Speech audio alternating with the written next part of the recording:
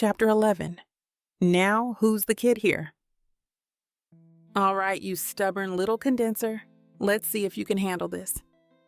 Ryan was bent over the cluttered wooden table in their garage, tinkering with a jumble of wires and circuits.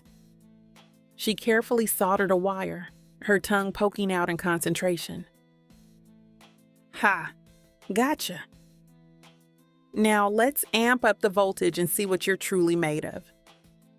She reached for a small screwdriver, rummaging through the scattered tools. Where'd that sneaky Phillips head go? Swear it's playing hide and seek with me. She paused, examining the circuit board. Okay, if I wrote the signal through this bypass, it should boost the range. But I gotta make sure it doesn't fry the whole damn thing. A sudden spark caused her to yelp and shake her hand. Ouch! Damn, that's got some kick. Note to self, double check the insulation next time. Sophie set the grocery bags down quietly and leaned against the door frame, content to observe the master at work. Oil stains marked her cheeks and clothes, but to her, they only added to the attraction. Damn, baby. You make even those grease stains look good. Ryan's head snapped up. Oh, hey. Didn't hear you come in. She glanced down at her appearance and chuckled. Guess I got a bit carried away, huh? Nah, I love seeing you in your element. Sophie crossed the room and planted a kiss on her forehead. What you working on? I'm building a custom drone from scratch, designed specifically for indoor and outdoor surveillance. See? I've optimized the aerodynamics to ensure smooth, silent flight, even in tight spaces. It's all about minimizing air resistance and maximizing maneuverability. Ryan tapped a series of miniature cameras embedded in the drone's body. These little wonders are high-resolution, low-light cameras. I've modified them to capture crystal-clear footage, even in dimly lit rooms. And get this, I've added infrared capabilities for night vision. While she dug deeper into the technical jargon, Sophie's eyes began to gloss over. She nodded along, trying to keep up, but the intricacies of the device were lost on her. I'm boring you with the details, aren't I? No. I find your intelligence incredibly sexy. She gave a flirtatious smile, hoping to cover up her lack of understanding, but Ryan laughed, seeing right through her attempt. Nice try, babe. But I know that look. It's the same one you get when I start talking about quantum cryptography. Busted. But seriously, Rye, watching you work your magic with all this tech, it's hot as fuck. Yeah? Ryan set down her tools and pulled Sophie closer, leaving a smudge on her cheek. How about you show me just how hot you think it is? Gladly. But first, let's get you cleaned up. Can't have my sexy tech genius walking around looking like a grease monkey, can we? Sophie turned and retrieved the grocery bags, heading into the house. Wow, Soph. Build me up to break me down. And here I thought you would dig the whole mad scientist vibe I had going on. Ryan wiped her hands on her jeans to follow her wife inside. Upper West Side, Gotham City, Deja Winters' residence. Ryan and Sophie pulled up to Deja Winters' Bristol residence. Her fancy modern house stood out compared to the other more compact homes. Last time I babysat, the little demon cut the power lines, and her mom threatened to sue me for the damages. Ryan laughed at the memory. You think that's bad? Try being stuck watching your baby sister every weekend in high school. Jordan stayed in trouble and always talked back. We gotta keep a tight watch on this family. The mom seems to be into some heavy stuff. I clocked at least 3 entry points that could be tighter than a drum. Sophie scanned the house. We'll need to shore them up. Roger that. Operation Nanny 911 is a go. They exited the car, straightening their disguises. conservative blouses and practical skirts, a far cry from their usual styles. They were tasked with protecting a family from an imminent danger, linked to the mother's possession of sensitive information and knowledge of a political conspiracy that had made her a target. As they approached the front door, Sophie's hand instinctively reached for a weapon that wasn't there. "Relax, babe. We're not going rodeo style with a bunch of 8-year-olds. The door swung open, revealing a stunning woman with flawless brown skin and an air of sophistication. Deja Winters greeted them with a polite smile, ushering them into a home that looked more like a modern art gallery than a family house. "You must be the new nannies. TJ and Tyler are in the living room. They're excited to meet you." Ryan and Sophie exchanged a look, both sensing the unspoken good luck in Deja's tone. They followed her into the living room, where 2 children sat on a leather white couch. "TJ, Tyler, these are your new nannies, Miss Ryan and Miss Sophie." Deja made the introductions, gesturing to each of them in turn. TJ, an advanced boy of about 8, looked up from his tablet, assessing his prey. "You don't look like nannies." Tyla, an adorable 6-year-old with French braids, scrunched her nose. "You're too pretty to be nannies. Nannies are supposed to be old and wrinkly and smelly." "Well, we're the new generation of nannies. Young, hip, and shower often." Sophie stepped forward with a forced smile. "We're here to make sure you two have fun and stay safe. Think of us as your new best friends." The children traded a look, a silent communication between them. TJ smirked while Tyla gave a wide smile. "Best friends, huh?" TJ hopped off the couch, circling Ryan and Sophie like a shark. "We'll see about that." Deja, seemingly oblivious to her children's plans, checked her watch. "I have to run. Emergency at the office and I might be late coming home. I trust you'll have everything under control?" "Of course, Miss Winters. We've got this." Though Sophie's reassurance sounded more like a question. When Deja walked out the door, Ryan clapped her hands together, drawing the children's attention. "All right, kiddos, who wants to play a game?" "Ooh, I know, let's have a tea party." TJ rolled his eyes. "That's baby stuff, Ty. I say we play truth or dare." Ryan and Sophie both realized they might be in over their heads, but they were elite agents who had faced down criminal masterminds and international threats. Surely they could handle 2 of BB's kids. "Truth or dare it is," Ryan agreed. "But let's set some ground rules first." TJ and Tyler groaned in unison. "But that takes all the fun out of it," TJ protested, his bottom lip jutting out in a pout. "Rule number 1, Ryan continued, ignoring them. No dares that could get anyone hurt or in trouble. Rule number 2, no personal questions that make anyone uncomfortable. And rule number 3, Sophie stepped forward, her arms crossed. No dares that involve leaving this house or making a mess. We're here to keep you safe, not clean up after your stuff. Ryan rubbed her hands together. Okay, who wants to go first? TJ's hand shot up. I'll start. Ryan, truth or dare? Dare. Hit me with your best shot, kid. I dare you to kiss Sophie on the lips for at least 5 seconds.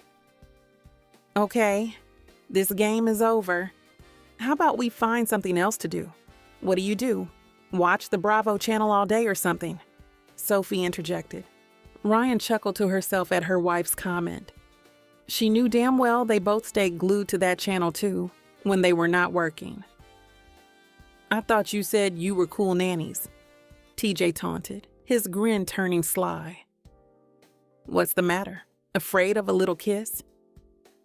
We could watch TV, Tyler suggested. I love watching cooking shows. Cooking shows, huh? How about we make some snacks instead of watching them on TV? The kids agreed, and they all headed to the kitchen. She rummaged through the fridge and pantry, pulling out ingredients for what Ryan claimed would be a nutritious and delicious snack. Sophie watched suspiciously as she mixed oat milk with peanut butter, celery, raisins, and a mysterious green powder found in the back of the cupboard. "Rye, are you sure that's a good idea?" Sophie whispered, eyeing the concoction. "It's a superfood snack. The kids will love it." However, when presented with the creation, the kids took a tentative sip before spitting it out dramatically. "Ew, this tastes like dirt." TJ wiped his tongue on his sleeve. Tyla pushed the cup away. "Can we have juice instead?" Defeated, Ryan sighed and handed over some Capri Suns. Sophie offered a consoling shoulder squeeze, struggling to keep a straight face. By afternoon, they were exhausted from trying to keep up with TJ and Tyla, who were bouncing off the walls with energy. The group played tag, had a pillow fight, and even attempted a game of charades, which quickly devolved into a laughing fit due to Sophie's humorous misinterpretations. As the evening rolled around, the kids started to wind down. Sophie suggested a bedtime story, and Tyla, an avid reader, eagerly dragged her upstairs to pick out a book. Ryan stayed behind to tidy up the house. Upstairs, Sophie sat awkwardly on the edge of the bed, a colorful storybook in hand. She cleared her throat and began to read, but her rendition of the fairy tale was stiff, lacking animation. Tyla listened politely, though it was clear she found the performance underwhelming. Sensing that she was losing her young listener's attention, Sophie paused. "You know, when I was a little girl, I used to love stories about brave princesses who went on adventures and saved the day." "Really? Can you tell me?" Sophie smiled, setting aside the book. Once upon a time, there was a brave princess named Sophia. She was known throughout the land for her intelligence and her skills as a warrior. One day, an evil monster threatened the kingdom, but Princess Sophia had a plan.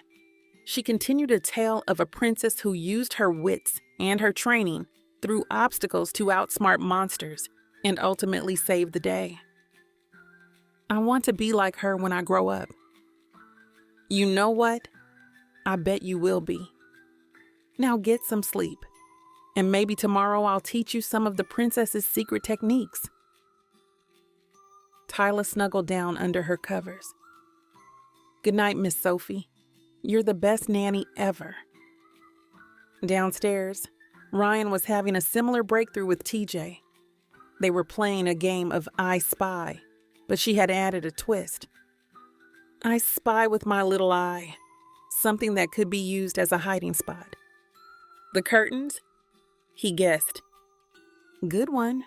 Curtains are great for concealment. Now your turn." As they took turns spotting potential hiding places and escape routes, TJ asked, "Are you teaching me how to spy?" "No, but you know your house, kid. You gotta protect your mom and sister from raccoons. I mean, you never know." When Sophie came back down, she found TJ huddled next to Ryan, looking at an iPad. "What are you two doing?"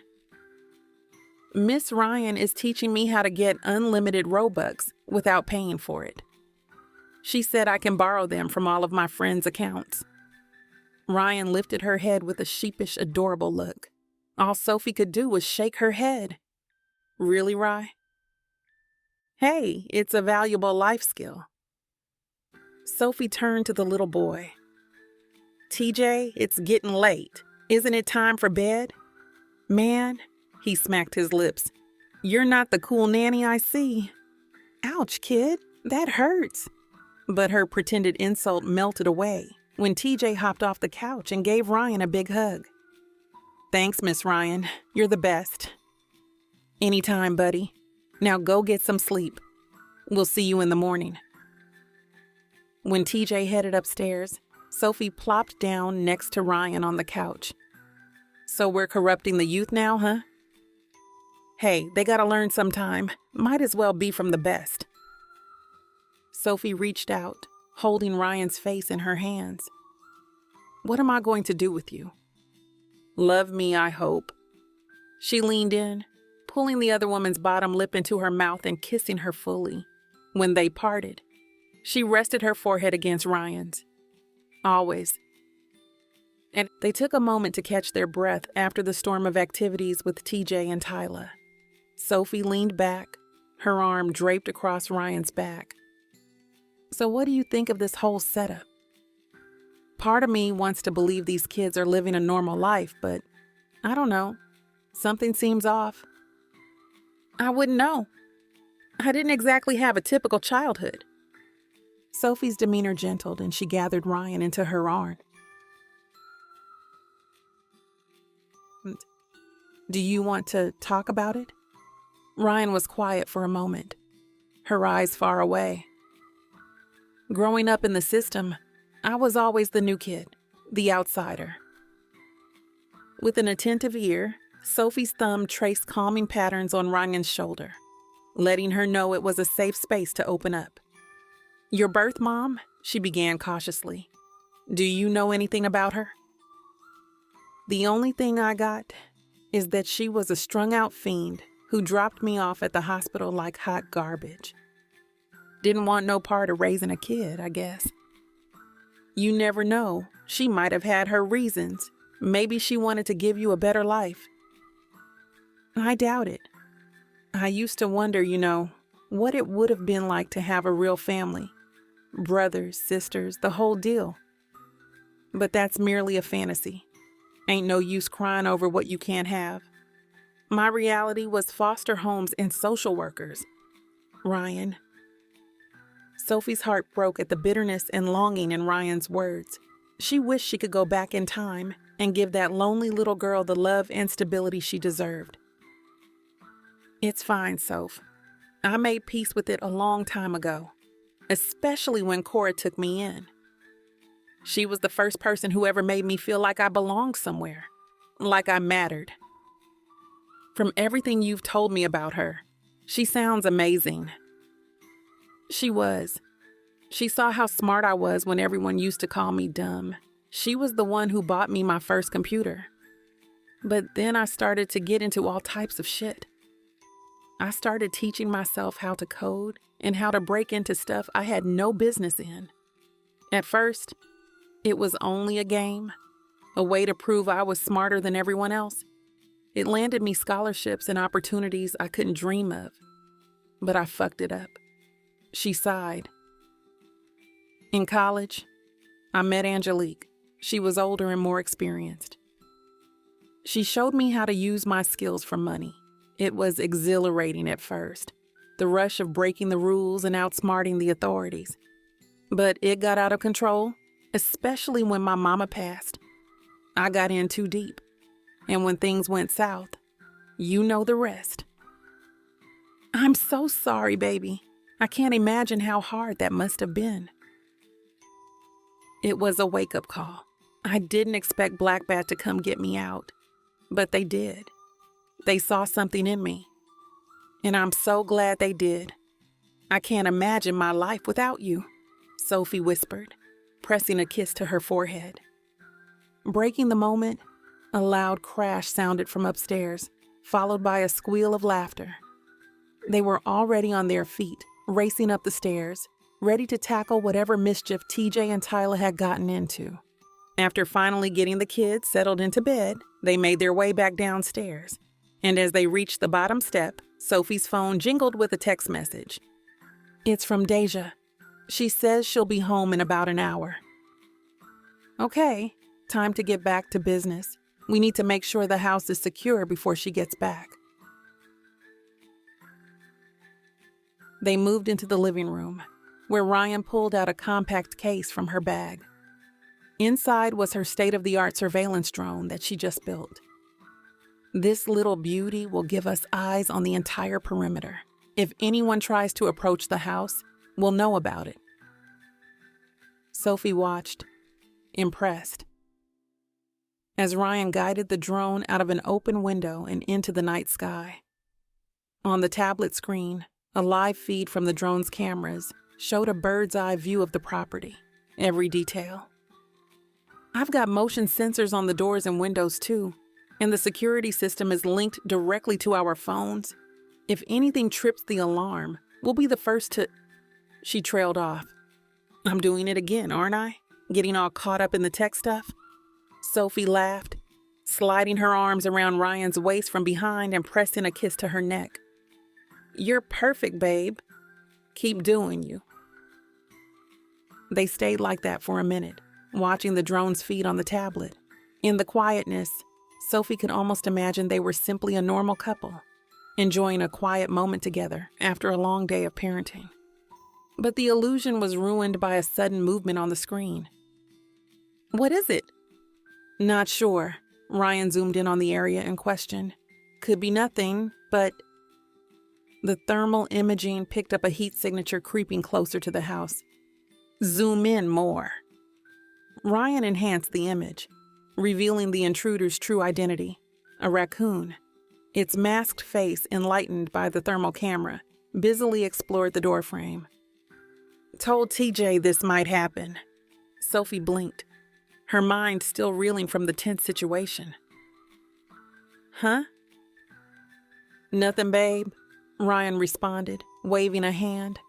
Her attention was already redirected to her drone controls.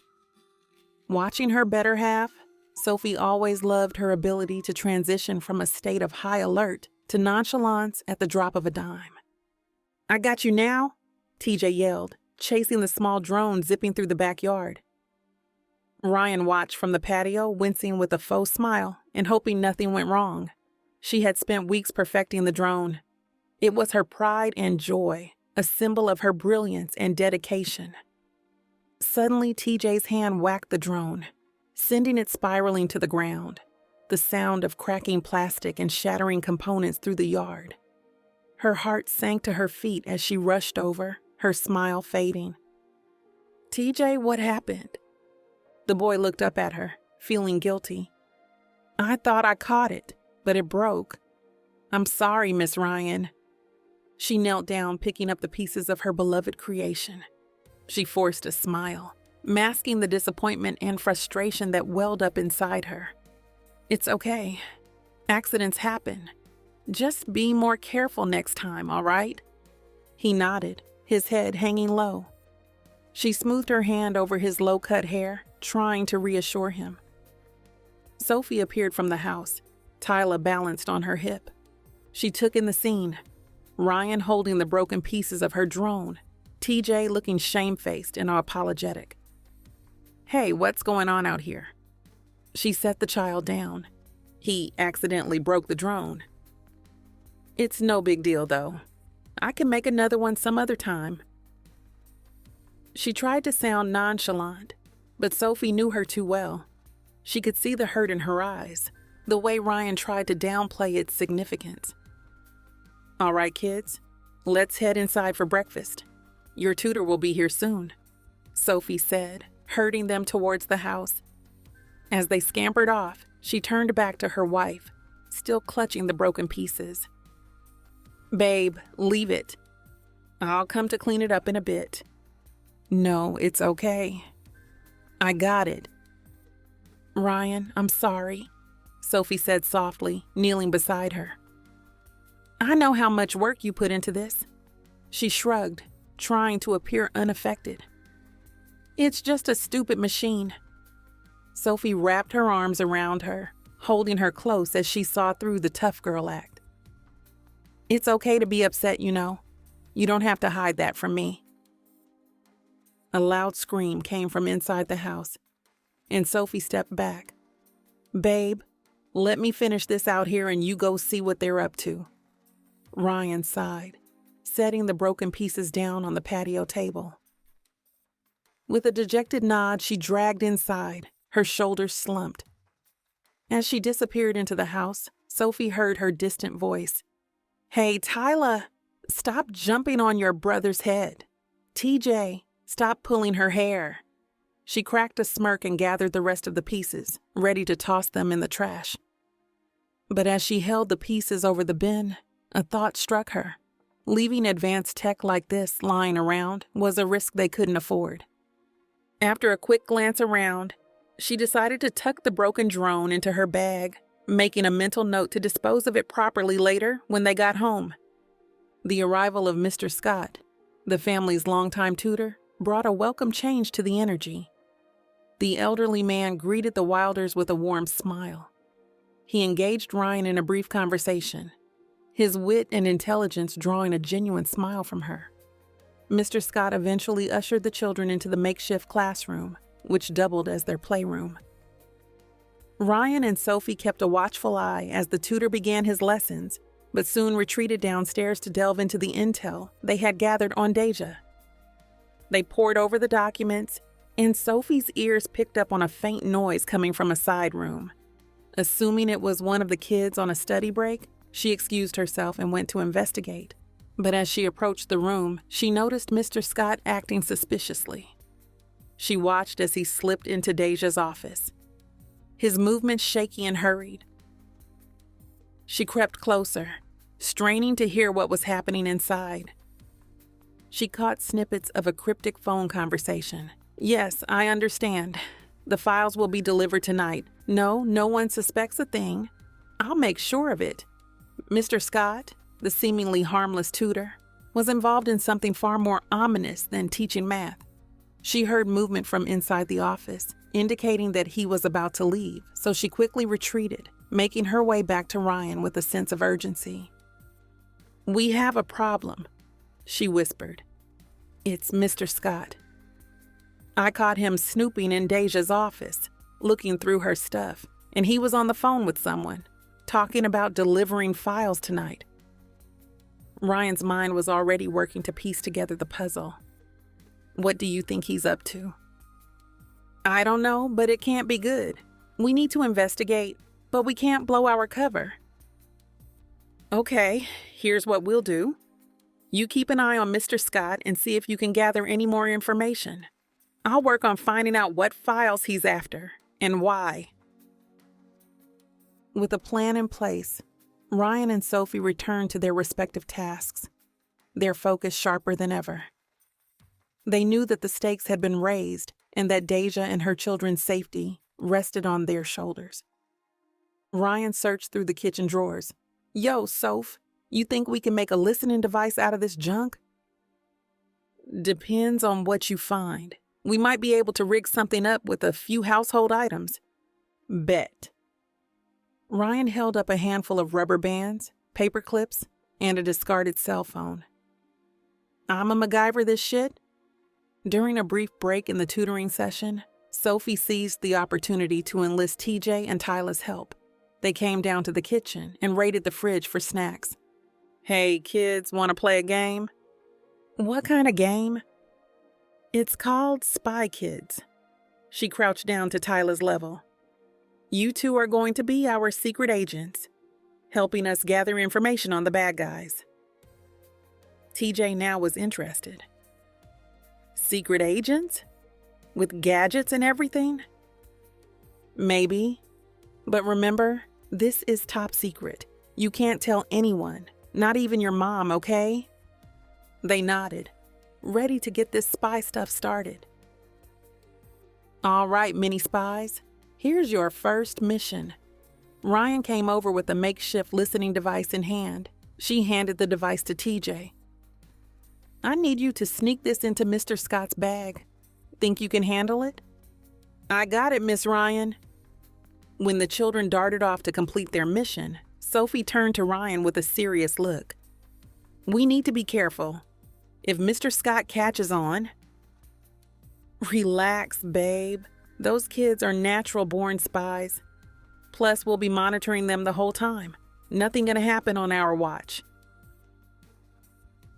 Hours later, when the sun started to fade, Ryan and Sophie huddled around a laptop, listening intently to the feed from their improvised bug, and heard Mr. Scott's voice sputter through the speakers. "Once I have the children, Deja will have no choice but to give me the files. She won't risk their safety. I know of this, but they have new nannies, which I'll need to watch out for." "That bastard. We can't let him get away with this." "We won't. We're going to turn this place into a fucking Home Alone horror show for that creep." Together, they set to work, transforming the house into a gauntlet of booby traps. Tripwires made from jump ropes, slippery floors layered with cooking oil, and a barrage of Nerf guns loaded and ready to fire. As the final piece fell into place, Ryan checked her watch. "Let's go, baby, and teach this fucker not to mess with this family." The front door creaked open, and Mr. Scott crept inside, silently. When the tutor made his way through the darkened foyer, his foot caught on a nearly invisible tripwire, sending him stumbling forward. "What the hell? Showtime, motherfucker!" Suddenly, Nerf flew through the air, hitting Mr. Scott from all directions. He yelled in surprise as he tried to shield himself from the onslaught. Sophie appeared from the shadows, a green Nerf gun in each hand. "Surrender now, and we'll go easy on you." "What are you, a child? You have no idea who you're dealing with." Ryan appeared behind him, a makeshift bola fashioned from jump ropes and tennis balls in her hand. She sent the bola flying, tangling around his long legs and sending him crashing to the floor. "Oh, we know exactly who we're dealing with." Ryan stood over him. "A bitch-ass kidnapper." Mr. Scott struggled to free himself, but Sophie pressed the toy gun to his forehead. "Start talking. Who are you working for?" Stripped of his pretenses, the tutor confessed everything: his connections to a crooked politician, the blackmail scheme, and the despicable plan to use the children as bargaining chips. Ryan and Sophie listened, repulsed by the sickening details. Peeking from their hiding spot, TJ and Tyler were hyped as they watched their nannies handle the fool with ease. The pair looked at each other, eyes wide, whispering about how the caregivers were nothing to play with. "I want to be like Miss Sophie when I grow up," Tyler whispered. With Mr. Scott securely bound in a black bat top-secret van on the way to the house, the women took a moment to catch their breath. "We just leveled up from nannies to straight-up heroes," Ryan winked at Sophie. A few hours later, the front door swung open and Deja stepped inside, appreciative of her spotless home. She couldn't remember the last time it had looked this clean. She looked over to the living room, where she spotted Ryan and Sophie on the couch with her children watching Agent Cody Banks. Her usual energetic kid sat calmly, glued to the screen. TJ noticed her first. "Mommy!" He jumped off the couch, Tyler hot on his heels as they raced to hug their mother. "Hey, my little munchkins, what did y'all do today?" The two kids locked eyes for a second, having one of those silent sibling moments where they were on the same wavelength. They looked back at their mother innocently. "Nothing," they chorused. Deja raised an eyebrow, sensing something was off, but she let it slide. She shook her head, chuckling at their silliness. "All right, you little weirdos. Why don't you all go get a book ready for bed and tell Miss Sophie and Miss Ryan good night?" The children nodded, their smiles wide and genuine. They turned to their nannies, their demeanor a far cry from the mischievous troublemakers they had been when Ryan and Sophie first arrived. Tyla hugged Ryan tightly, her little arms wrapped around her waist. "Good night, Miss Ryan. You're the best." "No, you're the best, baby girl. Sweet dreams." TJ approached Sophie, his hands shoved in his pockets. "So, Miss Sophie, you're pretty cool. For a nanny, I mean." "Thanks, little man. You're not so bad yourself." TJ ducked away, a smile on his face as he followed his sister upstairs. Once the children were out of earshot, Deja turned to Ryan and Sophie. "I got a call from the nanny agency today. They said you all are going to be replaced. The kids were starting to warm up to you." Ryan and Sophie shared a smile, both thinking the same thing. Those kids had wormed their way into their hearts, and the thought of leaving them so soon was a bitter pill to swallow.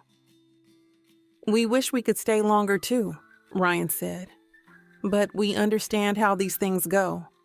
Nanny assignments can be pretty unpredictable. We're so glad we got to spend time with TJ and Tyla. They're great kids. They knew their mission was coming to an end, and as much as they had grown attached to these children, they couldn't risk putting them in danger with their real lives. Deja pulled them both into a hug. Thank you, both of you. You've been a godsend these past few days. When they pulled apart, Ryan gave a grin. Hey, we should probably head out. Early start tomorrow, you know? Sophie played along, grabbing their bags. Yeah, we've got a long drive ahead of us. Deja walked them to the door. You two take care of yourselves, all right? And if you're ever in town again, don't be strangers. When they slid into their seats, Ryan blew out a breath. That was harder than I thought it would be. I'm gonna miss those little crumb snatchers. Me too, Sophie uttered. But we'll always have the memories. And who knows? Maybe one day when all this is over, we can come back and visit. Yeah, but they'll probably be off to college by then. Sophie went silent, and as they drove through the quiet streets, her mind wandered to the future, to the life they had chosen. Would they always be tied to Black Bat? Their days filled with secrets and danger? Would they ever have a chance at a normal life? Before she could lose herself in those thoughts, her phone pinged, pulling her back to the present. Ocean, Nerf guns? Seriously? Sophie, my wife is creative. What can I say? She chuckled and hit send, tucking her phone away and feeling a little lighter. She reached over, her hand finding Ryan's where it rested on the gear shift, and intertwined them. The wheels kept spinning through the city streets, and she let herself soak in the moment. The road ahead was a big question mark, but with her love, Ryan, riding shotgun, she knew they could handle whatever came their way. They were a dynamic duo, and figuring things out on the fly was their specialty. Sophie sat in the garage, surrounded by the scattered pieces of Ryan's damaged drone. She attempted to piece the intricate device back together. It's like a puzzle, right? A really complicated, high-tech, super smart puzzle. Fumbling with the delicate components, she thought about how she should have paid more attention to Ryan's technical explanations instead of getting lost in those mesmerizing lips, those alluring brown eyes, those toned arms, and that irresistible ass. Focus, Sophie, she scolded herself. She tried to connect two wires, but her fingers slipped and she pinched her hand. Ow, son of a baby, you okay in there? Ryan's concerned voice coming from the backyard. She came into the garage, wearing nothing but tight workout shorts and a ripped tank top that left little to the imagination. Sophie's pain was momentarily forgotten as she took in the sight of her gorgeous wife. What's going on? I heard you yell. Her gaze fell on the scattered gadget parts. Is that surprise? Sophie offered, holding up the partially reassembled device. I know how much work you put into this, and I didn't want it to go to waste after TJ accidentally destroyed it. BAE, you didn't have to do that. I wanted to, she insisted, setting the gadget aside. I'm not as tech-savvy as you, but I figured I could at least try. I hated seeing you so dejected, so I did what I knew best, try to fix it. Ryan crossed the garage in a few steps, settling herself on Sophie's lap. She wrapped her arms around her wife's neck, pulling her close. This woman, her woman, just wow. It's been forever since she's felt love like this. Has she ever? You're amazing, you know that? And I love you so damn much. I love you too, baby. More than anything. She tightened her arms, burying her face under Ryan's chin. They stayed like that for a moment, simply holding each other, being in love. Then Ryan pulled back slightly. You know, as much as I appreciate you trying to fix my gadget, I can think of a few other things I'd rather be doing right now. Without waiting for a response, she pulled Sophie's lips into hers and tangled her hand in her hair. The other woman groaned, deepening the kiss as she pulled Ryan flush against her. Soon they were lost in the passion, the drone, and the rest of the world was second fiddle. Caught up in the moment, she leaned Ryan back against the workbench, but Ryan cried out as she bumped into a sharp tool. "Damn, babe, I know I like a little pain, but this ain't it." Sophie shook her head, grinning, and leaned in, nipping at Ryan's bottom lip. "How about this? Better?" Ryan hummed. "Definitely better." Feeling bold, she trailed kisses along her jaw, down to her neck. She nibbled and sucked at her skin, earning a lusty moan from her wife. Ryan tilted her head, giving her better access. "Soph." She was too focused on putting her lips on every inch of Ryan's skin to form a coherent response. "Take me inside." Well, she didn't need to be told twice. In one smooth motion, she stood up, lifting Ryan with her. The other woman wrapped her legs around Sophie's waist. Clinging to her, they walked out of the garage and into the house. They stumbled through the living room, bumping into a table here and a wall there, all while sharing hot kisses and roaming hands.